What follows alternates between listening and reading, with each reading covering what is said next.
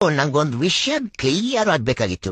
Cutting shop ಹೊರಗಡೆ ಯಾವಾಗ್ಲೂ ಕೂದಲು ಬಿದ್ದಿರತ್ತೆ, ಮತ್ತ್ ಈ ಮೆಕ್ಯಾನಿಕ್ ಅಂಗಡಿ ಎದುರುಗಡೆ ಯಾವಾಗ್ಲೂ ಆಯಿಲ್ ಬಿದ್ದಿರತ್ತೆ, ಮತ್ತ್ ಈ ಬ್ಯಾಂಕ್ ನೋಡಿ ಏನ್ ಕಷ್ಟ ನನಗಂತೂ ಗೊತ್ತಾಗ್ತಾ ಇಲ್ಲ ಗುರು. ಒಂದೊಂದಲ್ಲ ಮನೆಯಲ್ಲಿ ನನ್ ಮದುವೆ ಬಗ್ಗೆ ಮಾತುಕತೆ ನಡೀತಾ ಇದೆ. ಈ ಮಾತುಕತೆ 4 ವರ್ಷದಿಂದ ನಡೀತಾ ಇದೆ. ಬರೀ ಮಾತುಕತೆ ನಡೀತಾ ಇದೆ, ಮದುವೆ ಆಗ್ತಾ ಇಲ್ಲ. ಓನರು ಪಕ್ಕದ ಮನೆ ಹುಡುಗಿ ನನ್ನ ಅಯ್ಯೋ ಹೇಳ್ತೀನಿ ನಾಚಿಕೆ ಆಗ್ತಿದೆಯಲ್ಲ. ಅವಳು ನಾನು ಇಷ್ಟಪಡ್ತದಂತೆ ಓನರು. ನೀ ಇಂಥ ಹುಡುಗಿ ಸಿಗ್ತೀಳಂತೆ ನಾನು ಕನ್ಸಲ್ಲ ಅನ್ಕೊಂಡಿಲ್ಲ ಓನರು. ಬಿಡಲೇ, ನಾನೆಲ್ಲೂ ಓಡವಲ್ಲ ಬಿಡ, ಗೊತ್ತಿನ್ಲೇ. ಸುಮ್ನೆ ಹಿಂಸೆ ಕೊಡ್ತೀಯಲ್ಲೋ. ಯಾಕೋ ನಾನು ಹಿಂಗೆ ಹೇಳ್ಕೊಂಬತ್ತೀಯ ಬಿಡೋ, ಬತ್ತೀನಿ. ನಮ್ಮ ಅಮ್ಮಂಗ್ ಬುದ್ಧಿ ಇಲ್ಲ, ಇವನ್ ಕೈ ಕೊಟ್ಬಿಡ್ತದ ನನ್ನ. ಬಿಡೋ, ಕೊಚ್ಚಿಬಿಡ್ತೀನಿ ನೋಡೀಗ.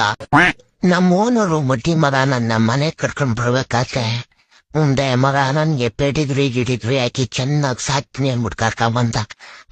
ಈಗ ನೋಡಿದ್ರೆ ಬೆಳಗ್ಗೆ ಹೊತ್ತು ₹7 ಪಾರ್ಲೇಜೆ ಬಿಸ್ಕೆಟ್ಲಿ ನನ್ಗೆರಡು ಹಾಕಿ ಇನ್ ಮಿಕ್ಕಿದ್ ಜನ ನಾವು ನೆಟ್ಟಿ ರಚ್ಕ ತಿಂತಾನೆ. ಅದಕ್ಕೆ ಕ್ಯಾರೆಟ್. ಆ ಕೊನೆ ಮನೆ ಶಾಂತಮ್ಮನ್ ಕೊನೆ ಮಗಳು ಪೂಜಾನ ಲವ್ ಮಾಡ್ತಿರೋ ವಿಷಯ ಇಲ್ಲಿ ಅಮ್ಮನ್ ಮುಂದೆ ಇನ್ ಬೇರ್ವಾ. ಇವರೆಲ್ಲ ಇದ್ದಾರೆ, ಇವರೆಲ್ಲರ ಮುಂದೆ ಹೇಳಿದ್ರೆ ನಂಗೆ ಒಂಥರ ಅನ್ಸುತ್ತೆ. ಬೇಡ, ಅಮ್ಮ ಒಬ್ಬರೇ ಇದ್ದಾತೆ ಹೇಳೋಣ.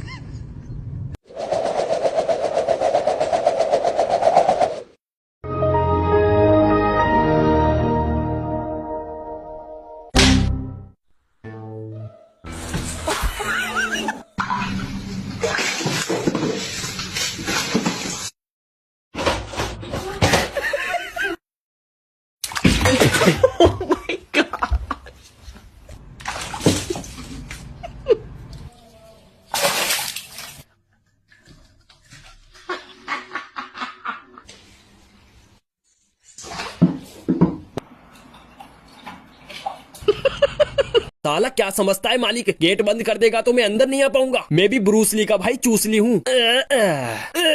ले मालिक आ गया अंदर, मादर नंदन। अरे वाह बिल्लू भाई, क्या बॉडी बनाई है यार, एकदम 16 का डोला लग रहा है। अबे हट, नजर लगाएगा। पर बिल्लू भाई कुछ लोग बोल रहे हैं आपकी बॉडी नकली है, जलते हैं साले मेरे से। हेलो, हाँ जी बोलो, क्या पैसे उधार चाहिए? आपने जिस व्यक्ति को कॉल किया है वो अभी वीडियो देखने में व्यस्त है, कृपया अब कभी कॉल ना करे।